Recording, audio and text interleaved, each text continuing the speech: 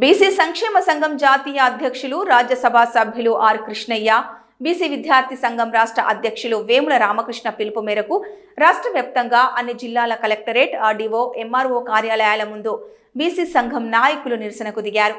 కరీంనగర్ జిల్లా కలెక్టరేట్ ఎదుట వందల మంది విద్యార్థులతో కలిసి ధర్నా కార్యక్రమం చేపట్టారు.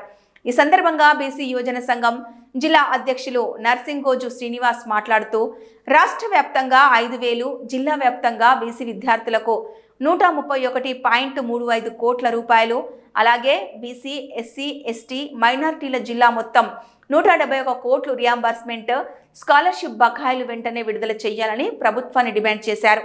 రాష్ట్ర వ్యాప్తంగా 16,70,000 మంది విద్యార్థుల భవిష్యత్తును కాపాడాలన్నారు. కాంగ్రెస్ ప్రభుత్వం అధికారంలోకి రాకముందు కామారెడ్డి డిక్లరేషన్లో పేర్కొన్న విధంగా బీసీల అభివృద్ధి కొరకు ప్రతి ఏటా బడ్జెట్లో 20,000 కోట్లు కేటాయిస్తామని చెప్పి 92 కోట్లు మాత్రమే బీసీ సంక్షేమానికి కేటాయించడం అత్యంత బాధాకరమన్నారు. రాష్ట్ర వ్యాప్తంగా ఫీజు రియంబర్స్మెంట్ బకాయిలే 5,000 కోట్లకు పైగా పేరుకుపోయున్నాయన్నారు. ఒకవైపు ప్రైవేట్ యాజమాన్యాలు కాలేజీలో చదివే విద్యార్థుల స్కాలర్షిప్ ఫీజు రియంబర్స్మెంట్ బకాయిలు ప్రభుత్వం విడుదల చేయకపోవడం వల్ల విద్యార్థులపై కాలేజీ యాజమాన్యాలు ఒత్తిడి తీసుకొస్తున్నాయన్నారు. అనంతరం జిల్లా కలెక్టర్కు వారు వినతి పత్రాన్ని సమర్పించారు. ఈ కార్యక్రమంలో బీసీ సంక్షేమ సంఘం ఉమ్మడి జిల్లా అధ్యక్షుడు ఆది మల్లేశం, మహిళా అధ్యక్షురాలు గుంటి స్వరూప శ్యామ్, బీసీ యువజన సంఘం నగర అధ్యక్షులు అనుమాస నితిన్, యువజన సంఘం ప్రధాన కార్యదర్శి పెద్ది శ్రీనివాస్, బీసీ యువజన సంఘం organisation secretary Lingampalli Srinivas, BC యువజన సంఘం జిల్లా వర్కింగ్ ప్రెసిడెంట్ బాలకృష్ణ, ఉపాధ్యక్షులు నల్లఘోని శ్రీనివాస్, మహిళా ఉపాధ్యక్షురాలు గంగా భవానీ, బీసీ యువజన సంఘం నగర ఉపాధ్యక్షులు రావుల రాజు, బీసీ సంఘం నాయకులు, విద్యార్థులు తదితరులు పాల్గొన్నారు.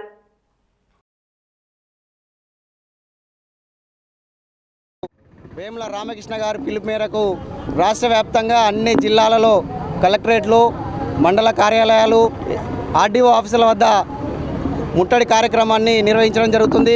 ఈ సందర్భంగా కరీంనగర్ జిల్లా కలెక్టరేట్ ముందు బీసీ సంఘాల ఆధ్వర్యంలో పెద్ద ఎత్తున విద్యార్థులతో మేము ఇక్కడ ధర్నా చేయడం జరిగింది.